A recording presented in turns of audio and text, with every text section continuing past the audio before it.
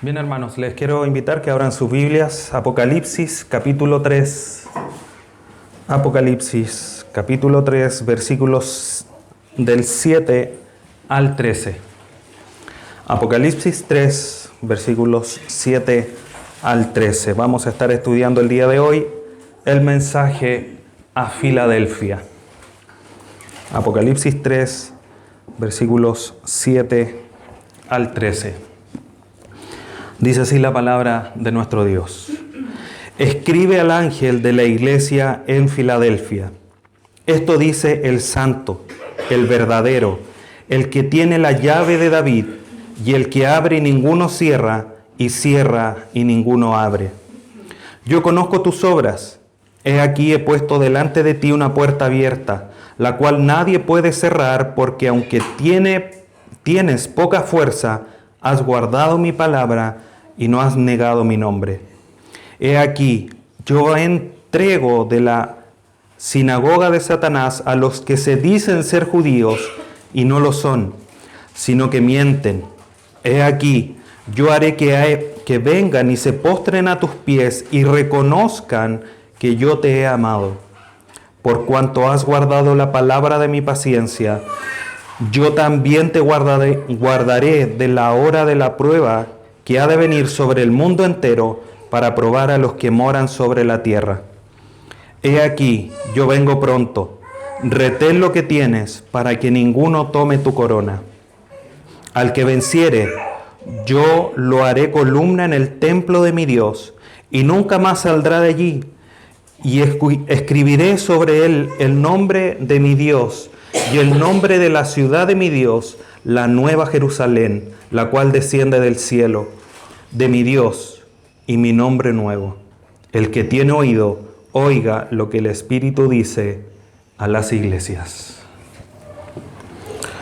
La enseñanza de hoy se titula Filadelfia, yo conozco tu fidelidad. Filadelfia, yo conozco tu fidelidad. Todos conocemos a Napoleón, o hemos escuchado de él, Napoleón Bonaparte, un famoso general francés de allá de los años 1800, sepa quién. Bueno, Napoleón, en una de las campañas que él lideró como general del ejército, estando ya a la puerta de los Alpes, todos también de alguna manera conocemos los Alpes, por lo menos en fotos, grandes montañas llenas de nieve, con mucho frío, mucho viento, y estaban ahí a las puertas de los Alpes en una de las campañas, y se dirigió a las tropas y les dice: ganaste batallas sin cañones, pasaste ríos sin puentes, realizaste marchas forzadas sin zapatos, acampadas sin licores fuertes y a menudo sin pan. Gracias por tu perseverancia. Pero soldados, no han hecho nada porque queda mucho por hacer. Esas fueron las palabras de Napoleón. Hermanos, ¿cuántas veces nos hemos sentido que ya hemos dado todo? Quizás frente a las palabras de Napoleón el ejército puede haber dicho: ¿cómo que no hemos hecho nada? Napoleón no nos puede decir que no hemos hecho nada, hemos hecho mucho. Quizás nosotros, en nuestros años, meses, no sé, de vida cristiana podríamos pensar que lo hemos dado todo o que hemos dado mucho. Quizás sintamos que nuestras obras ya están listas, ya no hay mucho más que hacer. Pero hermanos, tenemos que estar persuadidos de algo, y es que aún estamos en el campo de batalla. Aún estamos batallando, aún estamos guerreando, aún estamos camino a nuestro hogar. Nuestros hermanos en Filadelfia, como acabamos de leer, habían sido fieles soldados, pero debían seguir siendo fieles soldados. Su batalla aún no había terminado porque aún le faltaban batallas por enfrentar y ganar. Entendiendo que nosotros también estamos aún en el campo de batalla. ¿Estás dispuesto a seguir guerreando? ¿Estás dispuesto a seguir batallando? ¿Estás dispuesto a llegar a la batalla final donde todo culmine y recibir tu galardón? ¿Cuán dispuesto estás a seguir siendo fiel?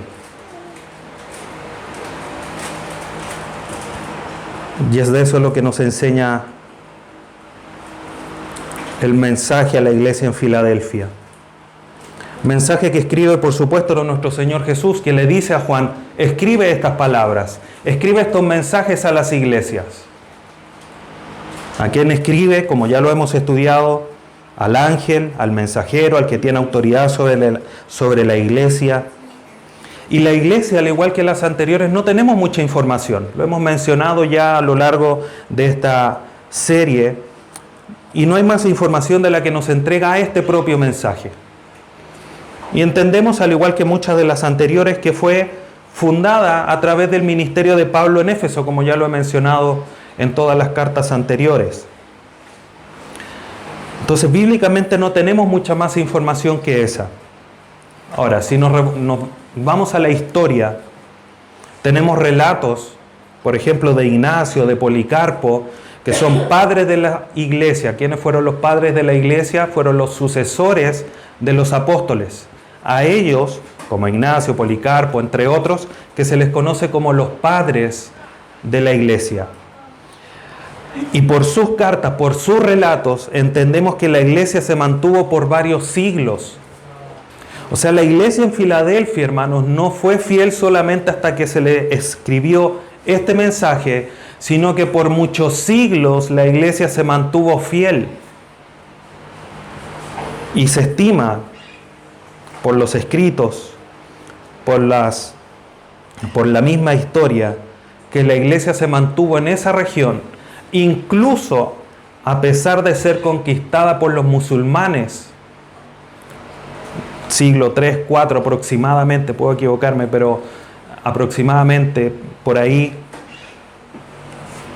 fue conquistada por los musulmanes, y aún así la iglesia permaneció por lo menos hasta el siglo XIV. Eso quiere decir 1400 años. La iglesia se mantuvo en ese lugar. Se mantuvo siendo una iglesia fiel.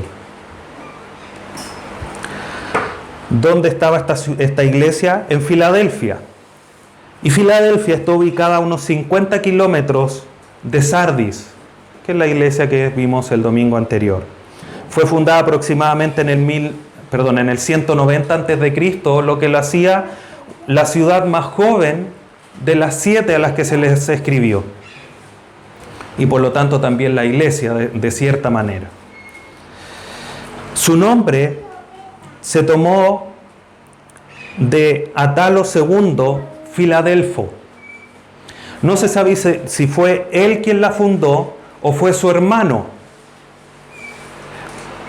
Pero ellos tenían una estrecha relación. Y es en torno a este nombre que se puso, o que esta ciudad tomó el nombre de Filadelfia a raíz de Atalo II Filadelfo. Y esta ciudad estaba emplazada sobre una colina de más de 200 metros de alto, lo cual obviamente la hacía estar en una posición aventajada. No fue fundada con un propósito militar, como las otras ciudades, por ejemplo, como Sardis, que sí lo fue, o las anteriores, sino que su propósito fue ser fundada como un centro cultural y de idioma. En esta región no era el idioma griego el que perduraba, sino que era el que tenían los babilonios, el idioma persa.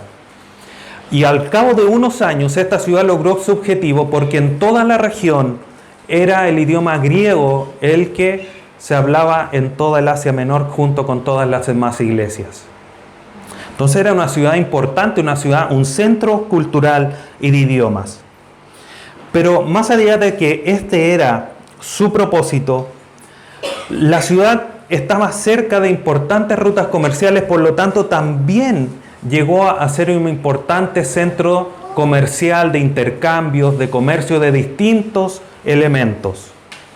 Fue por esta ubicación que la ciudad se le conoció como el título de la Puerta del Este, porque daba la entrada a toda la región de todas las iglesias o de todas estas ciudades. Y además de eso, hermanos, como último dato histórico y que nos ayuda a comprender el relato de la carta, la ciudad estaba emplazada cerca de una zona volcánica. Por lo tanto, nosotros que conocemos nuestro país, era una región que estaba constantemente sufriendo sismos. De hecho, la ciudad en algún momento sufrió un gran terremoto y tuvo que ser obviamente reconstruida en gran parte. Y tenían esa característica. Y para nosotros es muy particular porque nosotros acá obviamente tenemos este conocimiento. A lo mejor no por actividad volcánica, pero sabemos qué es lo que es vivir con constantes sismos, constantes terremotos. Pero además de eso, por ser una región volcánica, era una región muy fértil, especialmente para la vid, para el producto del vino, o para producir vino. Y esta era la ciudad. Ya esta ciudad, que ya vamos a ver por qué esto es importante, lo que acabo de mencionar, es que le escribe el Señor de la iglesia, el soberano de la iglesia, el que se pasea en medio de los candeleros de oro, el que tiene las 7 estrellas en su mano. Pero lo interesante es que el Señor Jesucristo a esta iglesia en particular no se le dirigió utilizando toda la presentación que ya había hecho ahí en Apocalipsis 1, sino que se presenta de una manera exclusiva. Menciona otros títulos, no los que ya había utilizado como lo era en las cartas anteriores, donde ocupa, por ejemplo, como lo mencioné, el que se pasea entre los candeleros de oro, el que tiene los pies como bronce bruñido, etcétera, etcétera. ¿Cómo es que se presenta el Señor Jesús? Dice, esto dice el santo, el verdadero, el que tiene la llave de David, el que abre y ninguno cierra, y cierra y ninguno abre. Estos títulos, hermanos, tienen profundos rasgos del Antiguo Testamento. O sea, menciona a David, eso es claramente del Antiguo Testamento. Cuando habla del santo, cuando nosotros miramos a las Escrituras y en especial al Antiguo Testamento, Dios es el único que tiene absoluta santidad. Tenemos pasaje en el segundo libro de Reyes, en Job 6, Salmo 71, donde se dice, Jehová el Santo. Se reconoce esa santidad absoluta, no con cierta santidad, el que se esfuerza en santidad, el Santo. Y se reconoce en todos estos pasajes y varios más que Él es el Santo. En el Nuevo Testamento tenemos pasajes, por ejemplo, Marcos 1:24, donde se dice del Señor Jesús, ¿qué tienes con nosotros?, le dice Jesús Nazareno, ¿has venido para destruirnos? Sé quién eres, el Santo de Dios. Este pasaje obviamente se confronta con un espíritu y el espíritu inmundo le dice a Jesucristo, ¿qué tienes con nosotros? Yo sé quién tú eres, el Santo de Dios. Otros pasajes como Lucas 1:35, en este pasaje donde se le anuncia el nacimiento del Señor Jesús, el ángel le dice a María, el Espíritu Santo vendrá sobre ti y el poder del Altísimo te cubrirá con sombras, por lo cual también el santo ser que nacerá será llamado Hijo de Dios. Y así, hermanos, tenemos en Juan capítulo 6, Hechos 3, donde se reconoce la santidad completa de nuestro Señor Jesucristo. Entendiendo que esta santidad, esta descripción que el Señor Jesús hace de Él, manifiesta su deidad. ¿Quién es el que tiene completa santidad? Dios. ¿De quién se reconoce que es santo? De Jesús. Por lo tanto, Jesús es Dios. Y eso es algo que no solamente lo vemos a través de la santidad, sino que también a través de las obras, a través de su naturaleza y de muchos otros aspectos. Pero en cuanto a la santidad, cuando el Señor Jesús se presenta y les dice, esto dice el santo, esto es, debemos entenderlo, que Cristo está manifestando su deidad, está manifestando tener la misma naturaleza de Dios, con todo lo que eso involucra. Pero además de la santidad, Cristo se presenta como el verdadero, el santo, el verdadero. Juan 14:6, el Señor Jesús dijo, yo soy el camino, la verdad y la vida, y nadie va al Padre si no es por mí. Entonces, en medio de todas las mentiras, en medio de todas las falsedades, Cristo se presenta como aquel que tiene la verdad, que es la verdad, el único genuino, el único que no anda con dobleces. Él es el que se está dirigiendo a la iglesia. Y esto es importante, hermanos, porque después les dice, te voy a entregar a ti, a los mentirosos, a los que dicen que son judíos, pero no lo son. O sea, mienten. ¿Por qué? Porque yo soy verdadero, yo sé la verdad. A mí nadie me puede engañar. Las intenciones que ustedes tienen no las pueden esconder, las de ellos tampoco, porque yo soy la verdad. Y Cristo se presenta de esta manera justamente en razón de que va a entregar a los falsos. Pero además les dice, esto dice el santo, el verdadero, el que tiene la llave de David. Las llaves en las Escrituras, hermanos, representa autoridad.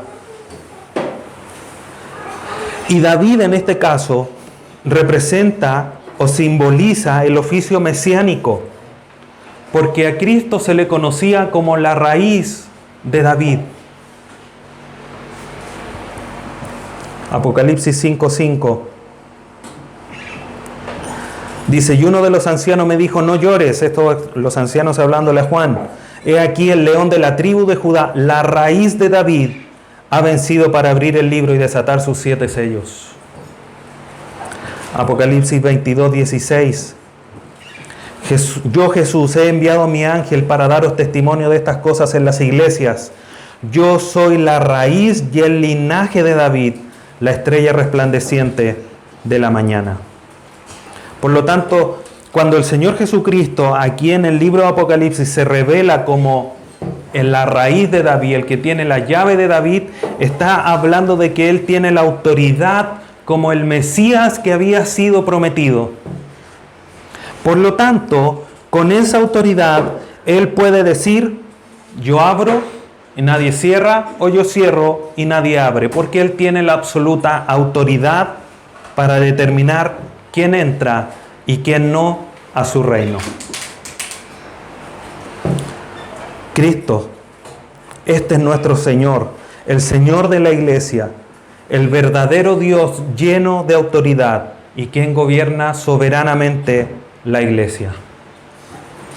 Nadie podrá decirle qué hacer y si Él determina hacer algo, nadie se lo va a impedir. Y este es el autor de la iglesia.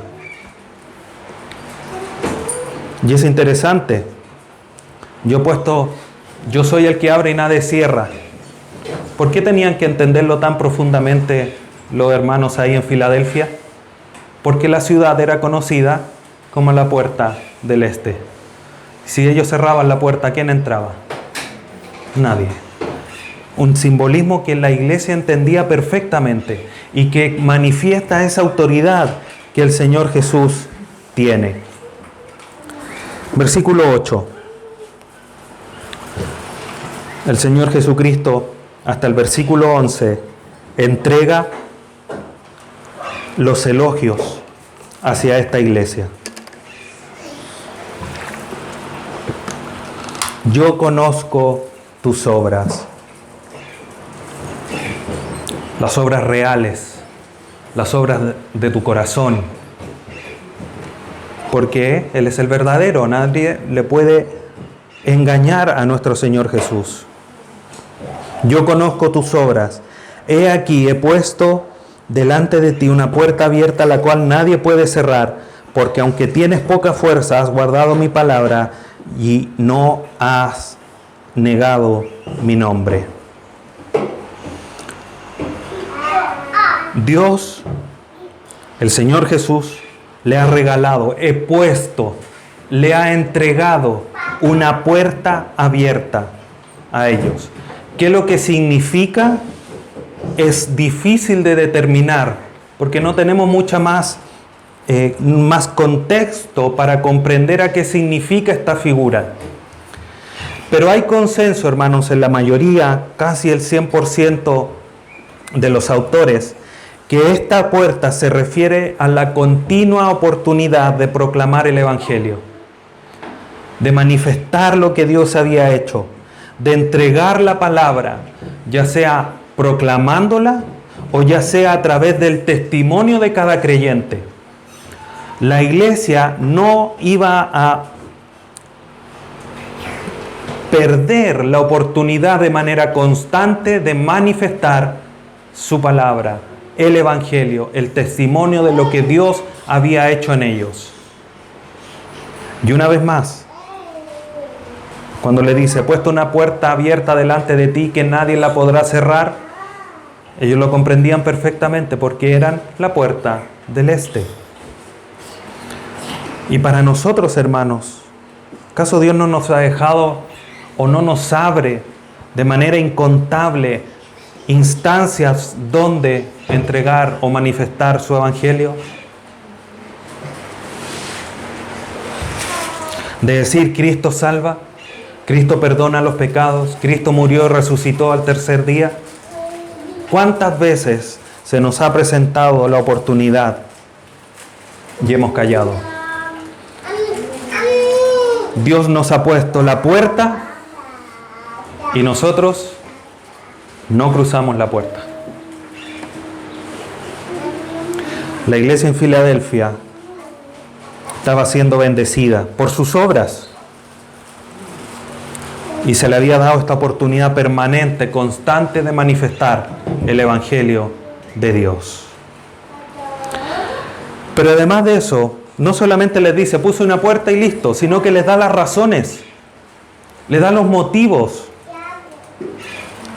argumentos de por qué los había bendecido con esta oportunidad de predicar el Evangelio de manera constante. Primero, tienes poca fuerza. A primera instancia esto parecería más que un elogio, una crítica. Cuando le dicen, no, tú no tienes fuerza, no parece un elogio. Pero la iglesia estaba gozando de tener pocas fuerzas. Y eso para ella estaba siendo una bendición. Segunda carta a los Corintios, capítulo 12, versículo 10. Por lo cual, dice Pablo, por amor a Cristo, me gozo en las debilidades, en afrentas, en necesidades, en persecuciones, en angustias. Y podríamos decir aquí, pero Pablo, ¿estás escribiendo bien? ¿Estoy entendiendo bien lo que tú estás diciendo? ¿Te gozas, tienes alegría, tienes dicha cuando estás débil, cuando tienes afrentas, necesidades, persecuciones, angustias? ¿Estás bien, Pablo? Y Pablo nos dice, sí, porque cuando soy débil, entonces soy fuerte. Porque no es por nuestras fuerzas, son por las fuerzas que Dios nos da. Y eso es lo que la iglesia estaba haciendo. No estaba dependiendo de las fuerzas que ellas tenían, que eran pocas, sino que ellos estaban dependiendo de las fuerzas que Dios les proveía, que Dios les entregaba día tras día. Zacarías 4:6. Entonces respondió y me habló diciendo, esta palabra de Jehová a Zorobabel que dice, no con ejércitos, ni con fuerza, sino con mi espíritu, ha dicho Jehová de los ejércitos. Isaías 40, 29. Él da esfuerzo al cansado y multiplica las fuerzas al que no tiene ningunas. Los muchachos se fatigan y se cansan. Los jóvenes flaquean y caen. ¿Qué más queda para los más viejos? Pero los que esperan a Jehová tendrán nuevas fuerzas. Levantarán alas como las águilas. Correrán y no se cansarán. Caminarán y no se fatigarán. Efesios 6:10. Por lo demás, hermanos míos, fortaleceos en el Señor y en el poder de su fuerza. La iglesia en Filadelfia, sus pocas fuerzas estaban siendo una bendición porque ellos entendían que con sus fuerzas no podían. Solamente era posible por la fuerza que Dios les daba. Entonces, a pesar de ser una iglesia con poca fuerza, era una iglesia poderosa. Porque no era la fuerza de ellos. Y eso sí es un elogio. Porque dependían de Dios. Y a pesar de que tenían poca fuerza, que alguien podría decir, no, estos hermanos van a desfallecer, estos hermanos van a tirar la toalla en cualquier momento. Pero les da otras dos razones más. Porque aunque tienes poca fuerza, has guardado mi palabra. Esta iglesia fiel estaba atesorando la palabra y mostrando fidelidad hacia ella. Las dificultades de la época que en los escritos aquí no tenemos, en este mensaje no se dice que estaba siendo perseguida de una manera categórica como en las otras iglesias, pero sí entendemos que los judíos sí la estaban persiguiendo, por lo que dice más adelante. Pero en el contexto cultural de todas las cartas entendemos que había una cultura pagana, había una cultura, una sociedad que no seguía a Dios y de la cual esta iglesia no estaba exenta.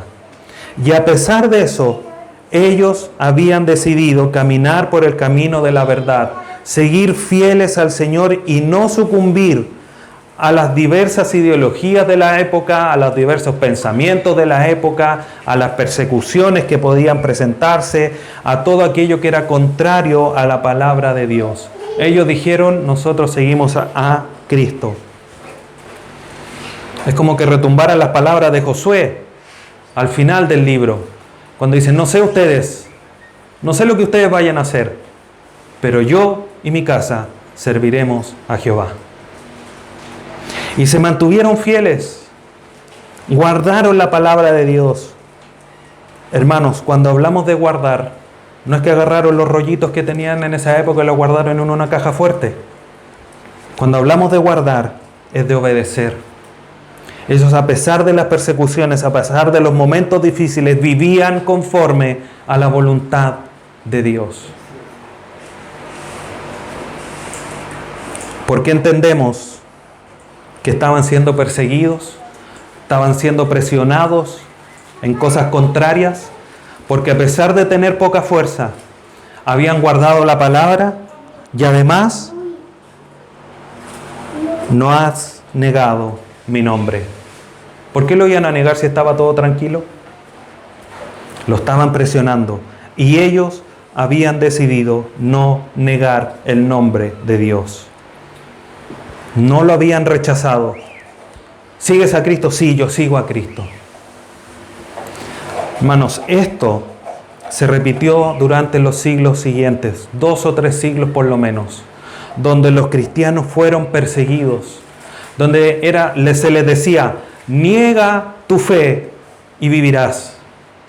Y muchos llegaron a ser quemados, cerrajados, partidos. Los ataban de las manos, los pies, los tiraban con caballos, quemados en hogueras. ¿Por qué? Por no negar la fe en el Señor Jesús. Esta iglesia no lo había hecho. No sabemos si llegaban a la muerte o no. Pero sí los padres de la iglesia, Policarpo, Ignacio, sí lo llegaron. Llegaron a ser mártires de la iglesia. Pero a pesar de todo eso, a pesar de las acusaciones, ellos se mantuvieron fieles y no negaron al Señor Jesús. Hermanos, estas tres grandes razones nos deben enseñar hoy día a nosotros a vivir. De esto es lo que nosotros debemos aprender, no buscando los elogios. No, entonces vamos a ser fieles, no vamos a negar al Señor para que el Señor me elogie. Ese no es. El Señor no le vamos a mentir, no le vamos a engañar con nuestros motivos. Lo que la iglesia en Filadelfia estaba haciendo era vivir conforme a lo que Dios demanda de sus hijos. ¿Acaso nosotros hoy día no tenemos que hacer lo mismo? Vivir en fidelidad. Incluso cuando vemos la tormenta de ideologías que se levantan alrededor nuestro, como lo comentábamos el otro día, con todas estas leyes, sobre todo en el índole sexual, leyes que van contrarias a cómo Dios ha establecido la sexualidad entre un hombre y una mujer en el matrimonio, con todas las normas morales que Dios ha establecido. ¿Qué quiere hacer el hombre? Tergiversar todo, cambiar todo, tirar todo eso a la basura y levantar sus propios pensamientos. ¿Qué dice la iglesia? ¿Cuáles son nuestras convicciones? Es así como nosotros debemos de vivir, hermanos. Y a esta iglesia fiel, el Señor de la iglesia le hace dos grandes promesas. Versículos 9 al 11.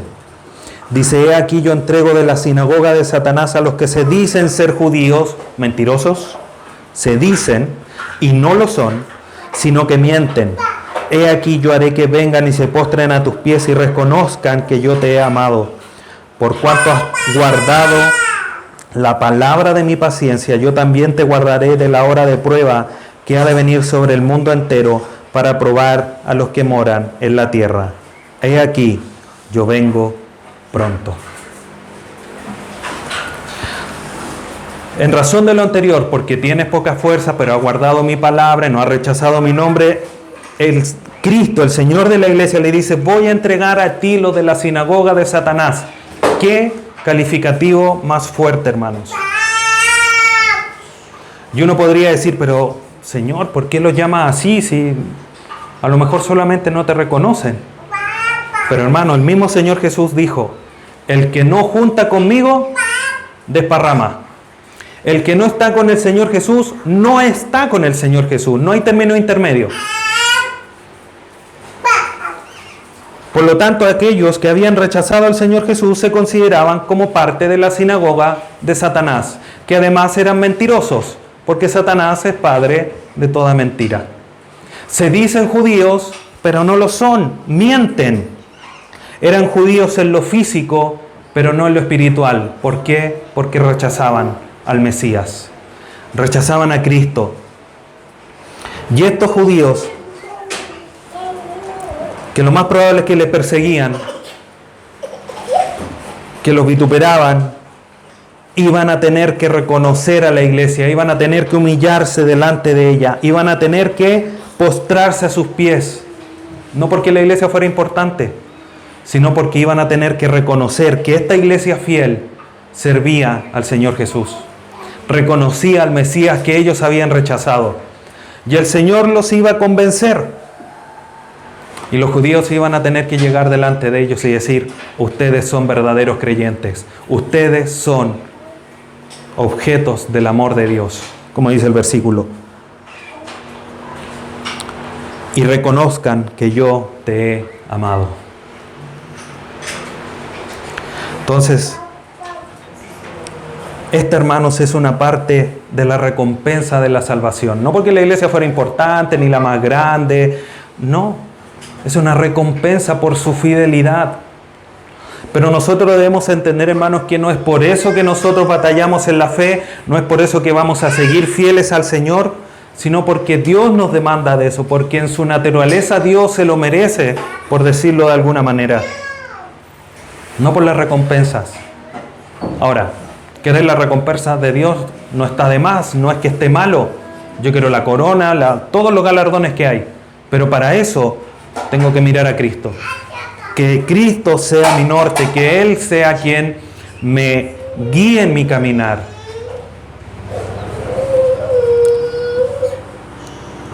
Quizás nosotros no hemos vivido la experiencia de que se nos persiga, se nos vitupere de una manera profunda como le sucedía a nuestros hermanos en esta época.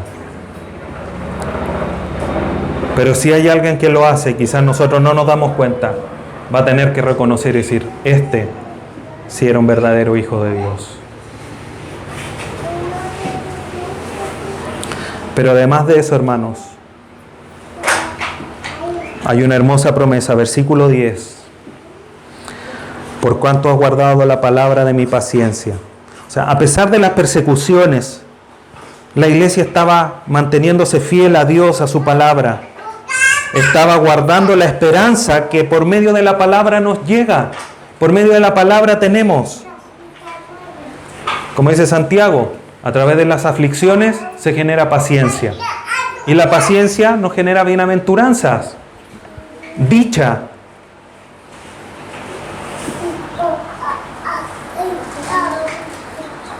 Has guardado la palabra de mi paciencia. Como tú has sido fiel, yo me comprometo, dice el Señor, yo también. Tú has guardado mi palabra, yo voy a guardar mi promesa. Y te prometo que te guardaré de la hora de la prueba que ha de venir sobre el mundo entero para probar a los que moran sobre la tierra. Hermanos, esto es central. Porque este pasaje nos muestra y nos reafirma que la iglesia no va a pasar la tribulación en la tierra. Cuando Juan escribe las palabras de nuestro Señor Jesús y dice, te guardaré de, en el griego se entiende como sacar o librar. Y hay un ejemplo muy sencillo. Si hay un jugador, por ejemplo, de fútbol, que el entrenador le dice, en el partido del mañana te voy a sacar del juego. ¿Qué es lo que entiende el jugador? Que en algún momento va a jugar, porque lo va a sacar del juego, lo va a librar del juego. Distinto es que si le dice, mañana tú no vas a estar, o vas a pasar a través de. El jugador entiende que en ningún momento va a jugar. Aquí el Señor Jesús le dice, te voy a sacar, te voy a librar, te voy a guardar de eso que va a venir sobre el mundo.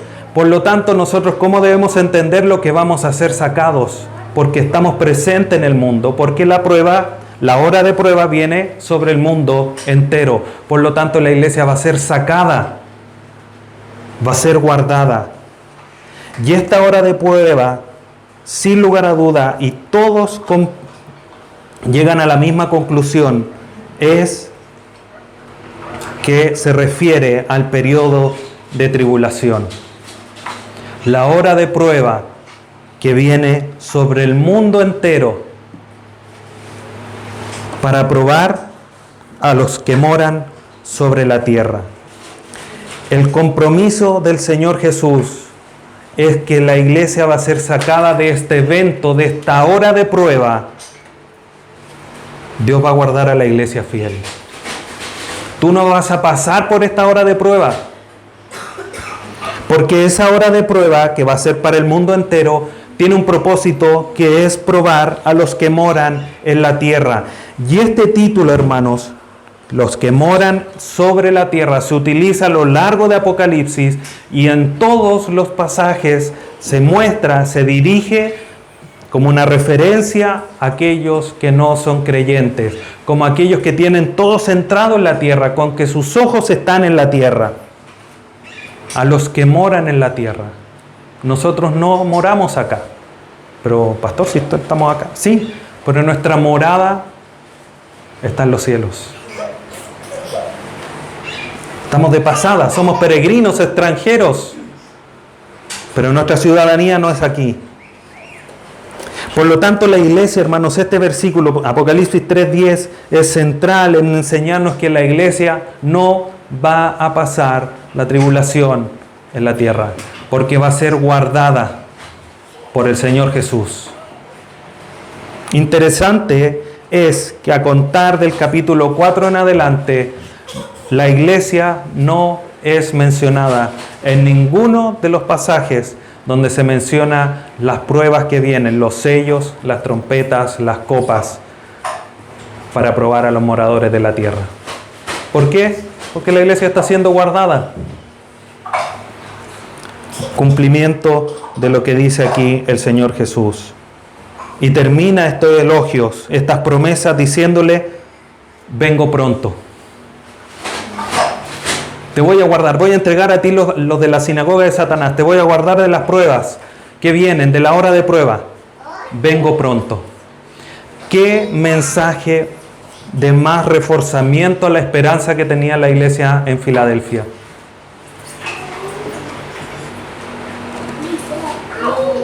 Como a los niños: hijo, vengo pronto, voy y vuelvo. Quizás los más pequeños aún no lo comprenden, pero cuando ya están más grandes, quedan expectantes de que el papá, la mamá, la abuelita vuelva, porque se le dijo: vengo pronto, vuelvo al tiro. Porque no quiere estar solo, porque quiere estar con ella, porque le va a dar algo. El Señor le dice a su iglesia: vengo pronto. Vengo al tiro, estoy a la vuelta de la esquina. Cuando alguien sale ya es una hora avanzada de la noche y uno llama: ¿dónde vienes? Porque estamos preocupados. No, voy casi llegando. Palabra de aliento, de tranquilidad, porque ya pasó todo lo demás. Y el Señor nos dice en esta mañana: vengo pronto.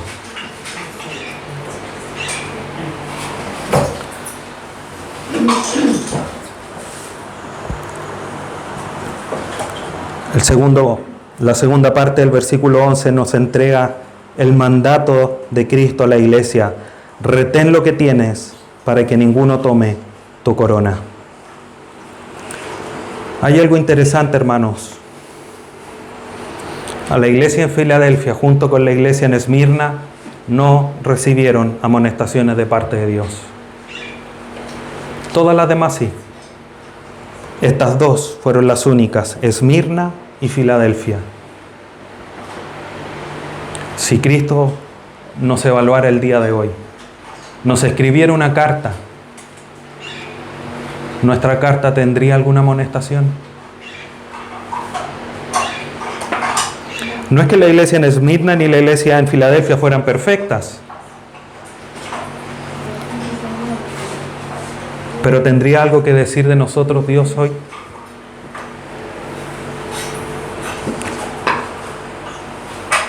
Algo para meditar. Por lo tanto, el no ser confrontado, hermanos, esta iglesia, como les decía, no recibió ninguna amonestación. Pero por no recibir ninguna amonestación no quiere decir que la iglesia no esté bajo la autoridad del Señor, por supuesto. Y como el Señor es el soberano de la iglesia, les demanda a esta iglesia fiel un deber, una responsabilidad. No porque fueran fieles se terminaba su labor. Ya no había nada más que hacer. El Señor de la iglesia les demanda a ellos una responsabilidad. Y esa responsabilidad, ese mandato, tenía que ver con asirse, tomarse, aferrarse a las riquezas espirituales, a los que ya tenían. Retén, mantiene, afírmate lo que tienes. Pero Señor, tenemos poca fuerza. Afírmate tú en poca fuerza, porque cuando tú eres débil, yo soy fuerte en ti. Sigue reteniendo mi palabra, sigue no negando mi nombre, para que ninguno tome tu corona.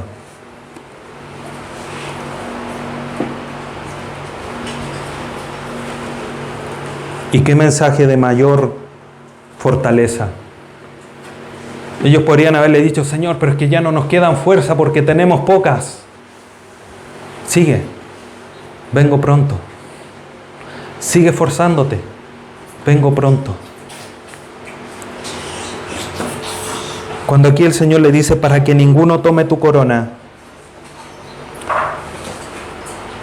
el llamado es para que ninguno vaya a llegar a la tentación de dejar la fe de lado, a empezar a mezclar, a tergiversar la fe, como sucedió con la iglesia en Sardis. Tiene nombre de que estás viva, pero estás muerta. Por lo tanto, demando de ti que te arrepientas. Guarda la palabra, vuelve a la palabra, arrepiéntete.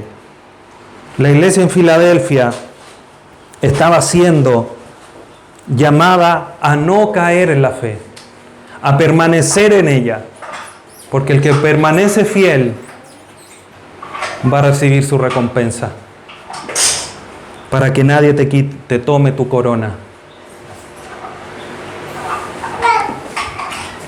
Los deportistas, cuando llegan a la meta y ya han cometido algún ilícito, alguna cosa que no es permitida por el reglamento, se les quita su recompensa. Hermanos, nosotros estamos seguros en la mano de Dios. Nada nos va a arrebatar de su mano. Si Él dijo que vamos a llegar porque su propósito, para eso hemos sido predestinados. Pero otra cosa son las recompensas. Porque vamos a llegar al tribunal de Cristo y algunos presentarán heno, paja y hojarasca y serán probados como por fuego. Y el heno, la paja y la hojarasca, ¿qué les pasa con el fuego? Se esfuma. Señor, aquí están mis obras. Todo esto hice por ti. Un canasto con todas nuestras obras. El Señor va a tomar nuestras obras y decir, perfecto, probemos tus obras en el fuego. Va a pasar. Va a quedar pura ceniza. Pero hay otros que van a presentar plata, oro y piedras preciosas, que cuando son pasadas por fuego se purifican. ¿Con qué obras o con qué fidelidad vamos a llegar al tribunal de Cristo? ¿Vamos a llegar? ¿Vamos a recibir recompensas? ¿Nuestras obras son dignas de las recompensas? Retén lo que tienes para que ninguno tome tu corona. Versículos 12 y 13. Al que venciere, yo le haré columna en el templo de mi Dios y nunca más saldrá de allí. Y escribiré sobre él el nombre de mi Dios y el nombre de la ciudad de mi Dios, la nueva Jerusalén, la cual desciende del cielo de mi Dios, y mi nombre nuevo. Hermosas bendiciones que Cristo le entrega a la iglesia. Al que venciere, al que permanece fiel hasta el final, yo le haré columna en el templo de mi Dios y nunca más saldrá de allí. Hermanos, cuando hablamos de columnas, esto representa estabilidad y permanencia. Y también representa honra. Entre más columnas, los templos de los dioses paganos tenían, más honra tenía ese dios. De hecho, uno de los más grandes templos ahí en Grecia, uno de los templos que tenía muchas columnas, no sé cuál es el número. Pero los creyentes que son fieles tendrán la bendición, el honor de estar de manera permanente en el templo de Dios. Para una ciudad que era la puerta del este, donde entraban y salían, un día estaban, al otro día no, se movía todo porque temblaba por la acción volcánica. Dice, ustedes van a estar de manera permanente, firme, nadie los va a sacar de ahí. ¡Qué bendición más grande! Pero además de eso, hermanos, que nos enseña esto de la permanencia constante, eterna en el templo de Dios frente a su presencia, libre de dolencias, de pecados, de todo lo que hoy día nos asedia para no obedecer a Dios. Cristo les reafirma la idea. Y les dice, y escribiré sobre el nombre, y escribiré sobre él, sobre el que venciere, el nombre. Cuando los niños van al colegio, ¿qué se hace o qué piden? Que marquen sus utensilios, ¿no es cierto? Que le pongan nombre. Estampado, bordado, como sea, para saber a quién pertenece el uniforme, el libro, el cuaderno, etc. ¿No es cierto? Cuando nosotros estamos en nuestras casas y queremos que nadie se coma algo tan preciado que tenemos en el refrigerador, le ponemos un nombre grande. Mío, Javier. Y que nadie lo toque. Mi propiedad. ¿No es cierto? Cuando llegues al cielo, hermanos, Dios va a escribir su nombre en ti. Y eso va a reafirmar que tú eres propiedad de Dios. Escribiré sobre él el nombre de mi Dios. Y eso va a reflejar esa propiedad, ese certificado que se nos entregó cuando creímos en el Señor Jesús. Juan 1:12 dice, y a todos los que creyeron se les dio la potestad, la autoridad, el certificado para ser llamados hijos de Dios. Yo voy, compro algo rico en el supermercado, esto es mío porque tengo la boleta, pero cuando llego a la casa yo igual le pongo mi nombre para que nadie se lo coma. Cristo ya nos compró en la cruz, pero llegamos delante de su presencia y Cristo nos toma en la eternidad y pone su nombre en nosotros. Vamos a mantener, hermanos, una relación permanente e íntima con Dios. Y además de poner el nombre de Dios, se va a escribir en nosotros el nombre de la ciudad de mi Dios, la nueva Jerusalén, la cual desciende del cielo.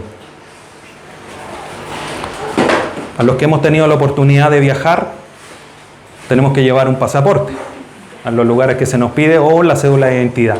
¿Qué dice la cédula de identidad? Este es de Chile. Este viene de allá. Cuando lleguemos al cielo, hermanos, se nos va a escribir el nombre de donde realmente somos. No de donde andemos peregrinando. No de donde estemos siendo extranjeros. No, este es de Chile, está en Estados Unidos, pero es de Chile, o está en Brasil, o en donde el país que sea. Pero es chileno. Vamos a llegar a nuestra ciudad, de donde somos, donde realmente somos ciudadanos, y se nos va a escribir el nombre y vamos a ser reconocidos en la ciudad de Dios. Este sí pertenece aquí porque tiene el nombre de la ciudad de Dios. Y esto también es una promesa de seguridad y de gloria. Y no bastando con esto, hermanos, no bastando con esto, dice que va a escribir el nombre de Dios, el de la santa ciudad, y mi nombre nuevo.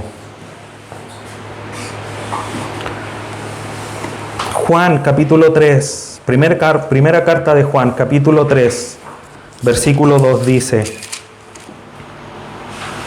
amados,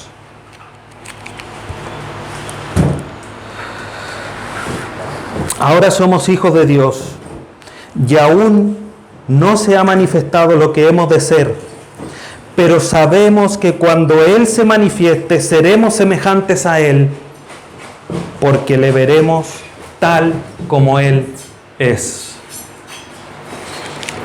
En las Escrituras, hermanos, como ya lo hemos estudiado, el nombre representa el todo de la persona. Cuando hablamos de Jesús, es el Mesías, el Cristo, aquel que había sido prometido. Y así con los distintos nombres. Moisés, el rescatado de las aguas, etcétera, etcétera. Cuando Cristo lleguemos a la eternidad, se nos escribe el nombre de Dios, se nos escribe el nombre de la Jerusalén, Él nos va a escribir su nombre nuevo porque nos va a manifestar la plenitud de lo que Él es. Hoy día lo vemos por sombras, a través de cortinas, a través de velos, a través de su palabra. Solo conocemos lo que nos es necesario de Cristo, su santidad, su deidad, su autoridad, su juicio, etc. Pero cuando lleguemos delante de Él, como dice Juan ahí, como lo acabamos de leer, le vamos a conocer tal como Él es, en plenitud. Y vamos a tener este nombre nuevo que nos manifiesta justamente eso, la plenitud de nuestro Señor Jesús, y vamos a tener la identidad plena de Dios, plena de nuestro Señor Jesucristo. Lo vimos en la carta a los Efesios. Tenemos la identidad de Cristo porque estamos en Él. Pero vamos a llegar al cielo y vamos a tener esa imagen completa de nuestro Salvador Jesús. Estas son hermosas promesas para la iglesia. A los que vencieren, todas las iglesias están llamadas a escuchar esta palabra y obedecerlas. Versículo 3, el que tiene oído, oiga lo que el Espíritu dice a las iglesias. Como ya lo mencionamos en un momento, el que tiene oído, oiga, es el que tiene oído, escuche y obedezca. Lleve la acción. Por lo tanto, hermanos, hoy día nosotros estamos recibiendo un fuerte llamado a la fidelidad a Dios. Cristo elogia a nuestros hermanos y nos llama a nosotros a ser fieles hasta el final. Nos entrega hermosas promesas si escuchamos y obedecemos lo que Él dice. Pero hermanos, si las promesas de recompensa que Cristo está dando para el futuro no te animan, si estas promesas de que Dios manifieste que tú eres propiedad de Dios, que eres ciudadano del cielo, que Cristo te va a manifestar su plenitud, no te animan para ser fiel, no sé qué más lo puede hacer.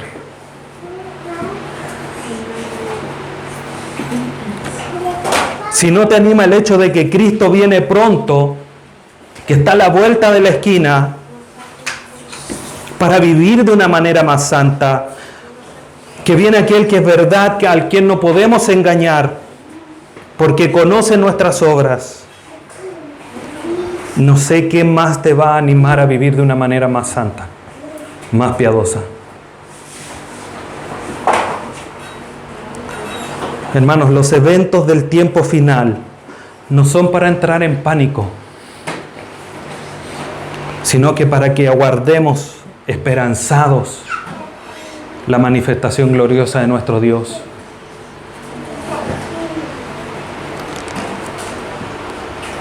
Si leemos estas palabras y escuchamos el llamado a la fidelidad que Dios nos dice, sean fieles mientras yo regreso porque vengo pronto,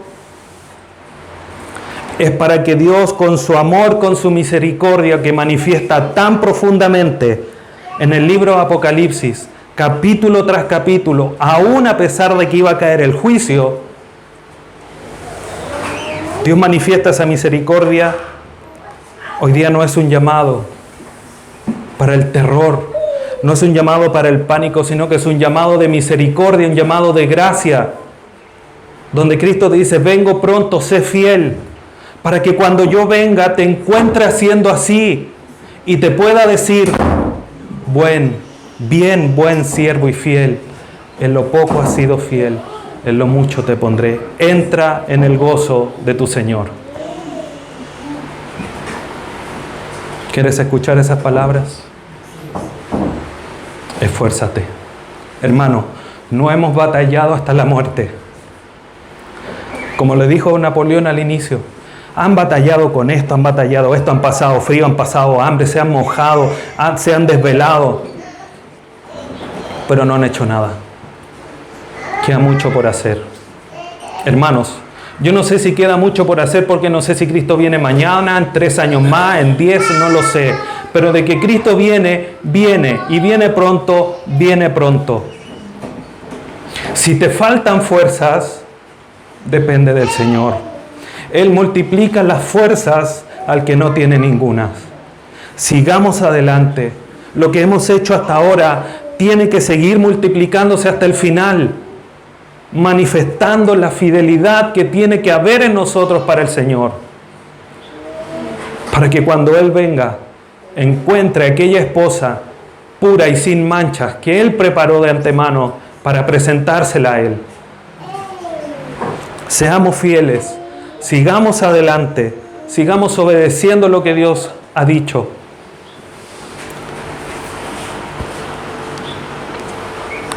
Para que podamos llegar con plenitud delante de su presencia. Hermano, Dios te bendiga. Dios te fortalezca. Y nunca pierdas de vista, primero, la naturaleza de Dios, la naturaleza de Cristo. Eso es lo primero. Pero como siempre digo yo, y esto es lo segundo, mira las riquezas de Dios. No le bastó salvarnos, no le bastó entregarnos todo para poder vivir la vida cristiana, sino que además si llegamos a obedecer, nos recompensa. Pura manifestación de gracia y de bondad. Vivamos en esa dirección, vivamos con esa convicción, porque lo que hacemos no es para ganar lo que Él nos ha dado, sino que solamente es una manifestación de que hemos recibido lo que Él nos da. Sigamos adelante, hermanos, no desmayemos con dolencias, con preocupaciones. Sigamos adelante, porque Cristo viene pronto. Le invito a que incline su rostro y oremos. Padre Santo, te agradecemos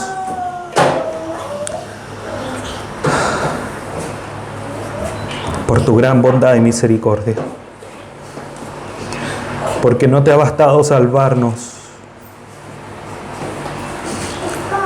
sino nos bendices día tras día,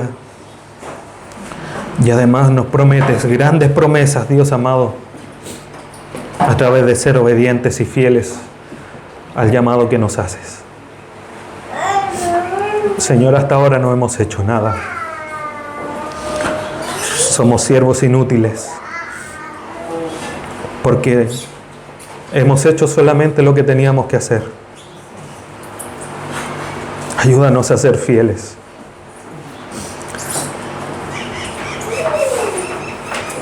Ayúdanos a perseverar hasta el fin.